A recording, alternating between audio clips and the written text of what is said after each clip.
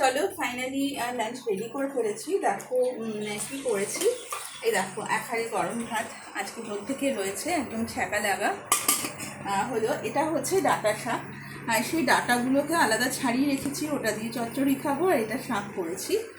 এটা দেখো মোরলা মাছ আজকে আনতে বলেছিলাম, মোরলা মাছ ভাজা করেছি। মোরলা মাছ ভাজা খেতে কিন্তু খুব ভালো লাগে। আর এটা হচ্ছে মোরলা মাছের চচ্চড়ি। হ্যাঁ, এর মধ্যে দেখো আলু, বেগুন এবং একটু ডাঁটা, পেঁয়াজ, রসুন সব দিয়েই আর কি আমি এই চচ্চড়িটা বানিয়েছি।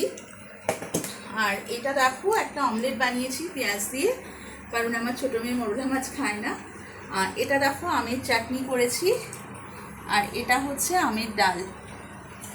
একজন আমের চাটনি খাবে, একজন আমের ডাল খাবে। তো এটা হচ্ছে, আর দইটা কাটা হয়নি, দইটা একটুখানি রয়েছে, দইটা এখনও কাটা হয়নি। তো এটা হলো আজকের লাঞ্চের মেনু। তো সবাই বলো যে কেমন হয়েছে লাঞ্চের মেনু। শোনো, তোমরা কিন্তু দেখে কমেন্ট অবশ্যই করবে। হ্যাঁ, একদম স্কিপ করবে না। তুমি দেখো যে তুমি আমাকে কমেন্ট করলে আমি নিশ্চয়ই তোমার বাড়িতে যাবো, এটা মনে রাখবে কেমন।